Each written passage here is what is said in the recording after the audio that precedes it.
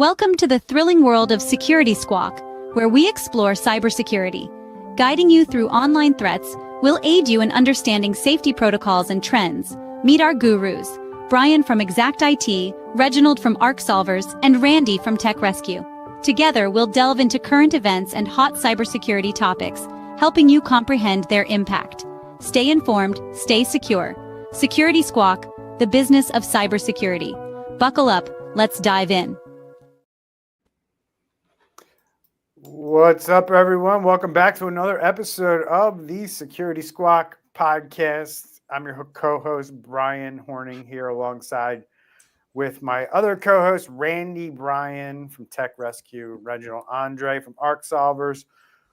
We're bringing you the latest in cybersecurity threats, tips, and news you absolutely need to stay ahead of. Today's episode, we got some juicy stories, guys, including a major luxury brand under siege, big city government tech meltdown, and an emerging security nightmare with a popular cybersecurity vendor has just hit the airwaves. So buckle up.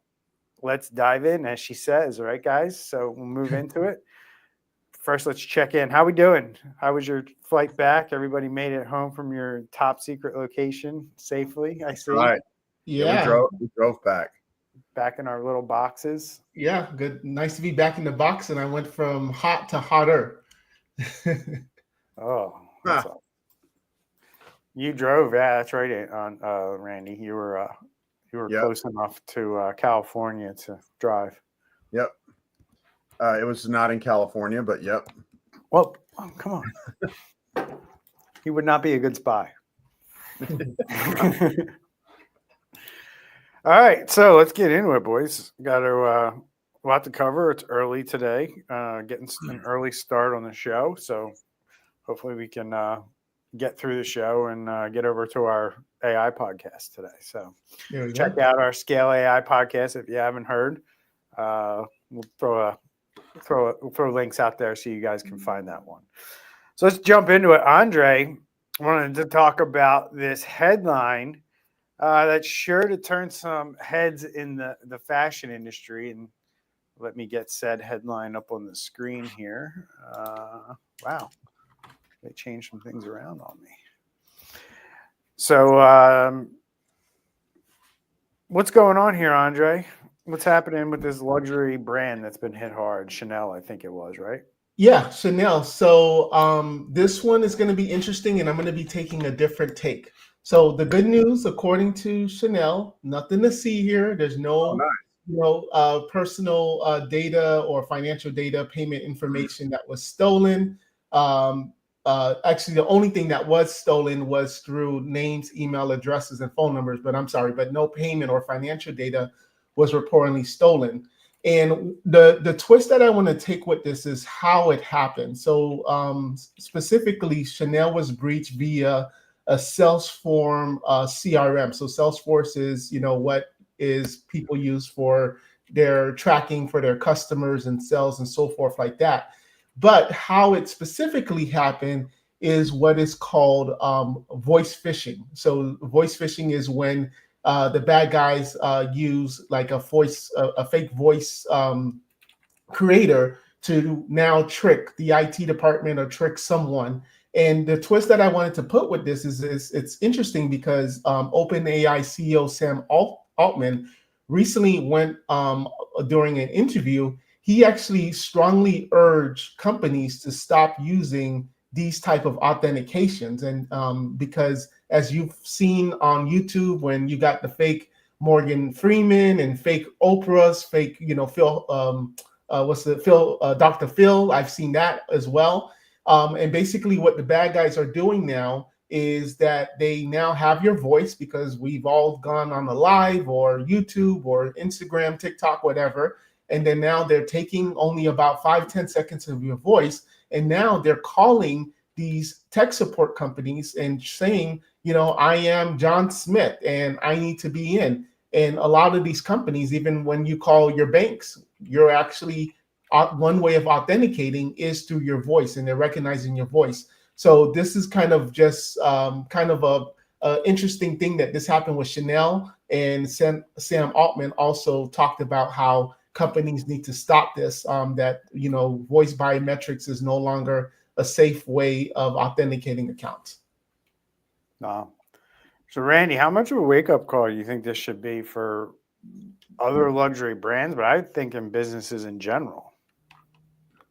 Yeah, you can't do the whole voice ID thing anymore, the video ID thing. I mean, that's been a thing for a while that you probably shouldn't do it.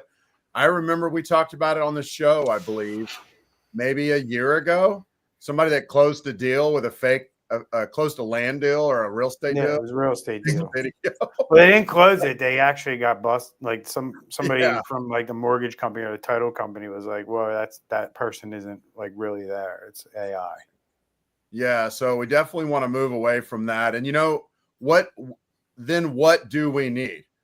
What's going to be secure?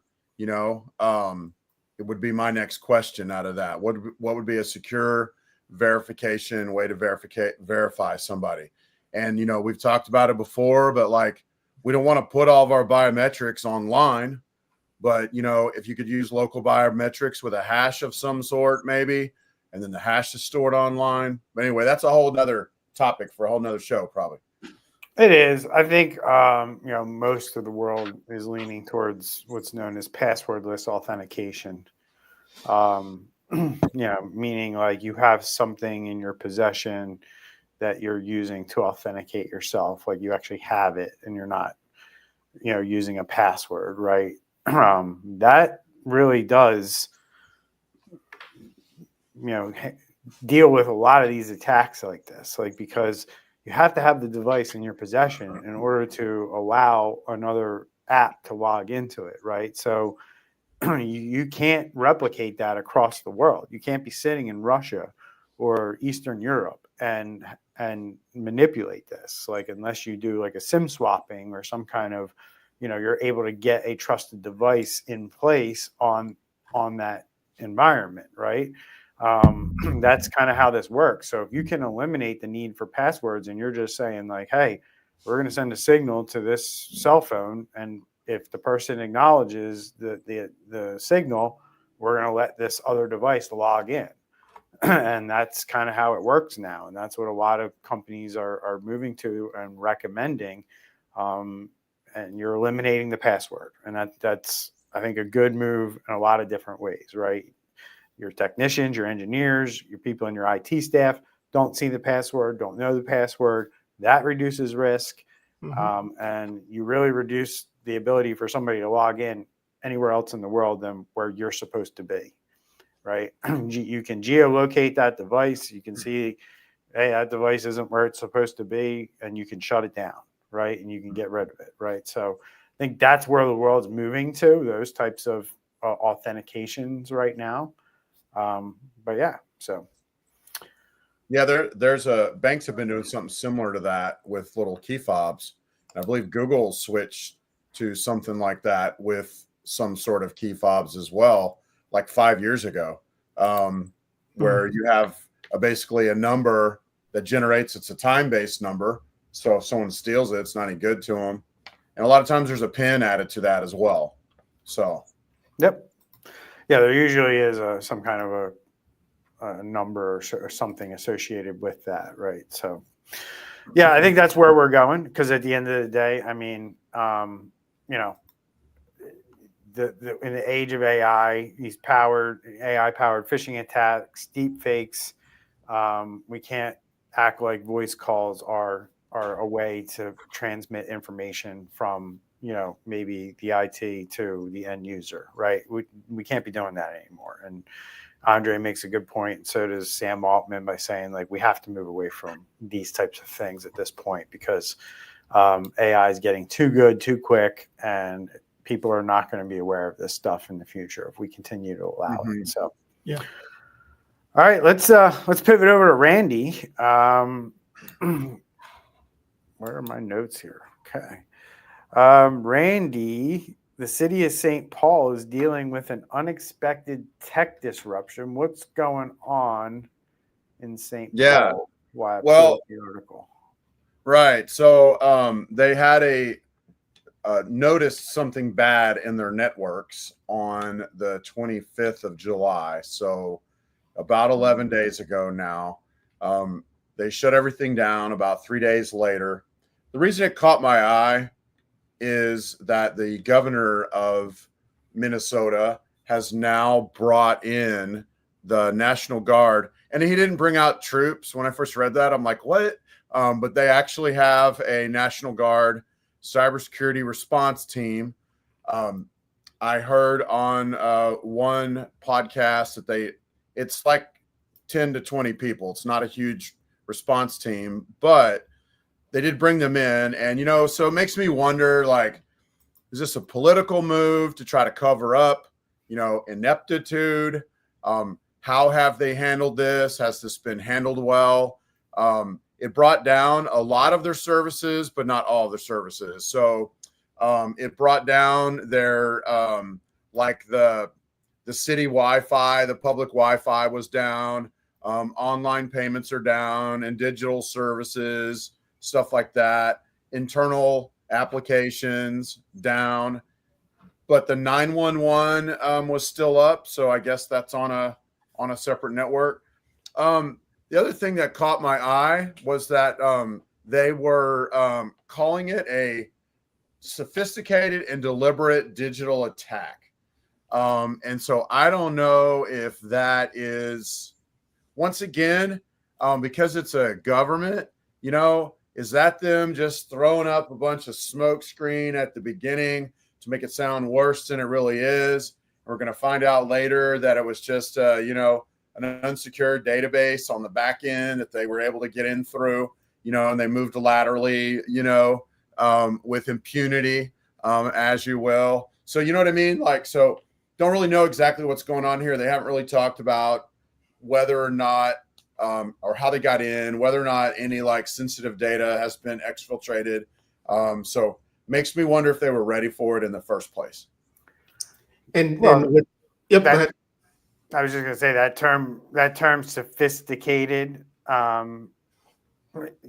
is subjective in the sense that, like, if you're not aware of something can be exploited in a certain way, then it can, when you find out that you got exploited that way, it can seem sophisticated, right? Mm-hmm. Like you and I will go, well, that was stupid because we're aware of that attack vector. Right. But if this is the first time you're hearing of something like that, which is possible, more than likely probable, then you're going to go, oh, that was sophisticated, right? The stuff that we were just talking about with the vishing, that could be considered sophisticated if you've never experienced or even heard of the fact that somebody could call your business and hack you that way, right? By talking to one of your IT people over the phone, right? And then when you find out that that's how it happened, oh, that was sophisticated. Well, no, it wasn't, right? It just depends on who you are and what your perspective is, I guess. Right. They like saying they got my password that I was using for another website. That was so sophisticated. How did they get it? I don't even know. Yeah. They must be magicians. Yeah. But this is why it's so important with what's happening here. I mean, they had to get federal resources and state resources for assistance, but it's so important for businesses to, tabletop your worst day scenario. I used to do the tabletops, and it was even overwhelming for us because it's like, if you want to find something wrong in your process, you will. But, even if you shorten it down to just doing a 30-minute, 1 hour, session, as far as like, if this system went down, what would we do? And just go kind of high level and talk about, okay, well, we would need to do X, Y, Z and write it down, have it on paper, and then just kind of, have somebody poke some holes on there. But it's so important to have those tabletop exercises. I agree. Yeah, it's a very, very interesting stuff. I mean, this is all stuff that we're going to just continue to learn and hear more about as time progresses. When these municipalities come out and know very little, they're not prepared very well. So they know very little about the situation, and then you see it in their response, right? Luckily, the 911 wasn't hit. I guess that's one thing our government seems to have done well is separate those systems. And for whatever reason, the 911 systems don't seem to get attacked that often, for whatever reason that is. But at the end of the day, we still have a systemic problem of municipalities, cities, local governments getting hit in this country. And we don't seem to really be doing much about it from the state or federal level. So it's kind of like your town is left to do, defend itself, kind of, so to speak, I guess is the right terminology there. And, I guess it's a wake up call for Americans to understand, like, if you don't want your town to experience a cyber attack, you might want to go talk to your elected officials in your town, stop by a council meeting or, whatever meetings you have in your area, and stop by and ask them what they're doing and make sure that they're aware of this stuff. Yeah. Because at the end of the day, every town is going to get hit for various reasons, right? They're not doing enough. Maybe they're giving their friends contracts, and maybe their friends aren't up to snuff in terms of their abilities. All kinds of things are going to, are reasons as to why these types of local governments get hit. So, any other thoughts on this, guys? Before we move on? One last thought, Brian. I think a lot of these cities are going to need to take a step back and basically reevaluate how everything is set up. I think that's probably, if I had to guess, probably a big part of the issue here is the complexity. And, these are digital services. They've been building out over years. They add something this year. They change something next year. They do a different thing the next year. And they may need to take a step back and have an overall digital plan for looking at everything and saying, is this the best way to do this? Is this the most secure way to do this? Are we running our own website on our own server? Are we hosting our website externally? Like, just looking at everything. Well, don't worry, Randy. Now that it's happened, it's going to be in the budget, and they're going to pay 5 times more. Right. That's right. Yeah. So, I mean, I just think that, people need to take matters in their own hands and make sure that their local governments are up to snuff on this stuff, that they're aware and that they're doing something about it. And you need to go a little bit deeper than asking the question and them saying, like, oh, we have good cybersecurity. We have the best, right? That's what they're going to reply to initially, because they're politicians and they want to get rid of you. And they don't want to address the real answer. I would ask them, I mean, you could open records, right? What do they call that? Oprah or whatever. I forget what they call that. But you could open record their last risk assessment. Right. And say you want to see a report from the company that did the last risk assessment to see where they're at. And I think everybody who lives in any town who cares about, whether their town gets attacked, and quite frankly, that's every real estate agent or anyone involved in real estate, because you're going to be the ones impacted most if your town can't operate, because you won't be able to buy and sell houses. You won't be able to move title. So you house flippers, house investors, real estate agents, you should be all over local governments about this kind of stuff so you can continue to operate. But at the end of the day, that industry doesn't do this stuff too well either. So I say good luck. Any last thoughts before we move on, guys? Nope, I'm good. Right, cool. So I wanted to bring up this SonicWall thing. It kind of took a little life of its own yesterday afternoon, and I believe that this is going to be a big effing deal for cyber criminals. I have intelligence that says at least 4 different ransomware groups are all over this vulnerability right now, trying to exploit it. My biggest concern here has always been my biggest concern with SonicWall. Is SonicWall and that other one, WatchGuard. They seem to be like, when I go into a business that never had IT support before, or I take over from like a one-man IT operation, or we take over like a new business that's just starting out and they never really had IT before, they've been doing it themselves, I can almost guarantee you they either don't have a firewall and they're using the ISP modem as like their firewall, or they have a SonicWall or WatchGuard in place, right? So why my concern is at a high level there, guys, is because like I look at these things as like this is like a step up from buying something at Best Buy, and I think you can buy SonicWall at Best Buy, but like this is a step up from like the internet, the ISP modem, or like a Soho type router that really doesn't have a firewall built into it, right? This is kind of like, now look, SonicWall does build more advanced level firewalls, but this is kind of like your entry level small business firewall, along with WatchGuard, along with Fortinet too, in my opinion. They all tend to have problems at some point. Fortinet seems to have a slew of vulnerabilities that they're constantly patching. Like it seems like multiple times a week, if not weekly.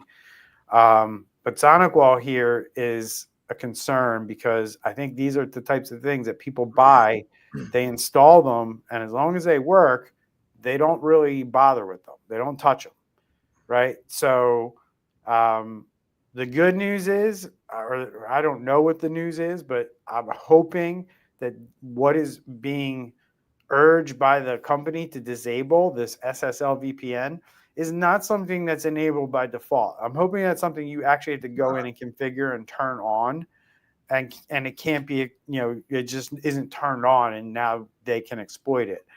I don't know the answer there, so maybe somebody watching does chime in, but I hope it's not something that's turned on by default, because if it is, we're in way more trouble than what meets the eye. There's probably millions of these devices out there that are protecting businesses, so to speak. And on the other side of those businesses are computers that these 4 ransomware groups that I mentioned want to load up with ransomware or steal data as quick as they can, right? So these organizations are, and SonicWall knows it, are just going balls to the wall trying to break into companies with this vulnerability.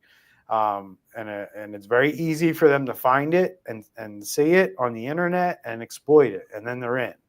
So SonicWall has taken the unusual step of telling customers to disable this freaking thing.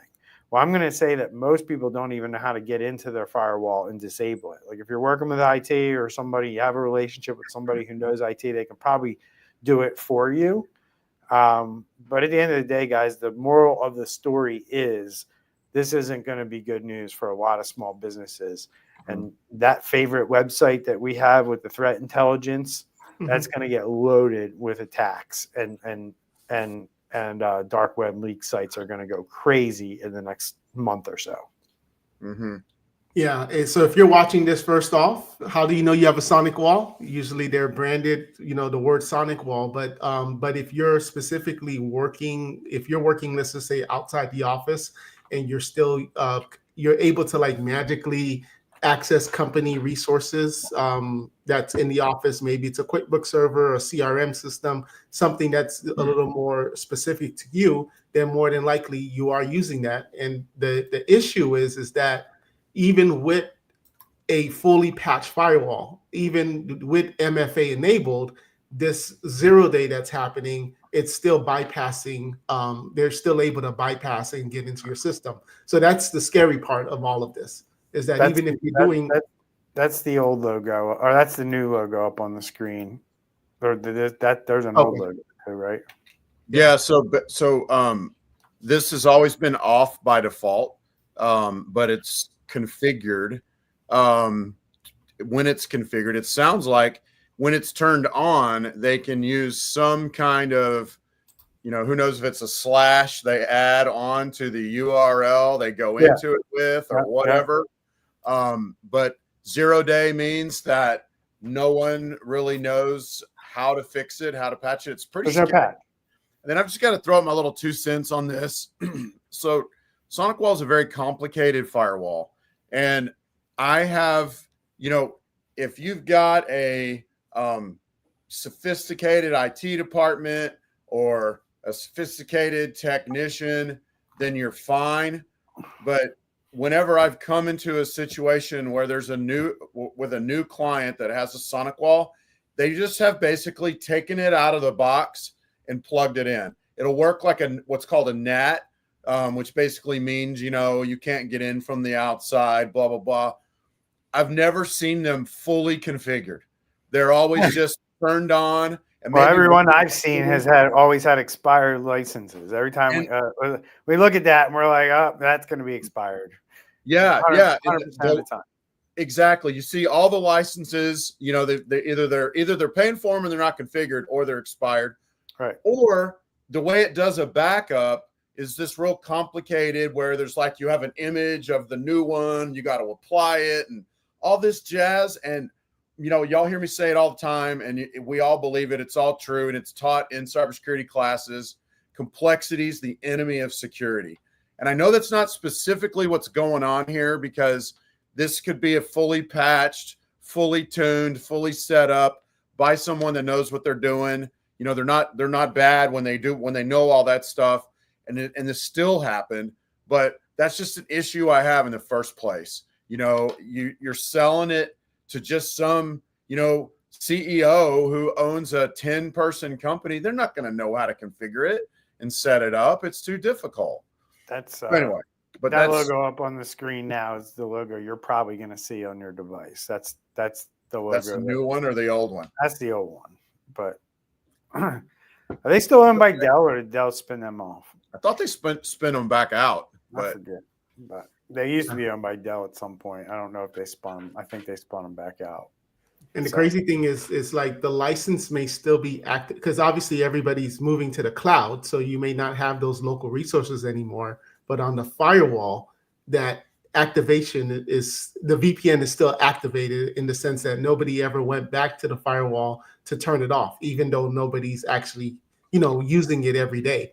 So that is going to be just another problem. So I know you mentioned that website, but even like the Shodan, and, start looking to see all of the SonicWall VPNs that are out there. I'm sure it's going to be hundreds of thousands, right?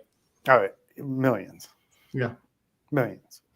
Scary. They've sold millions of those devices. Now, which ones are impacted, I don't know, but it's probably a lot of them. Let's put it that way. So, All right, guys, that's it for today's Security Squawk. We've unpacked with Andre's topic, the luxury brand Chanel under attack, municipal systems in St. Paul disrupted from Randy, and a potentially huge security flaw in a popular cybersecurity hardware, SonicWall, could wreak havoc here in the future. So stay tuned. Remember, staying proactive is key. So do something about those SonicWalls, and you won't end up like Chanel and St. Paul. Subscribe to our podcast, share this with colleagues, and reach out with any questions you have in the comment section. The three of us are here to help you to stay secure. So until next time, remember to stay vigilant, stay informed, stay secure, and share the show. We'll see you in the next one.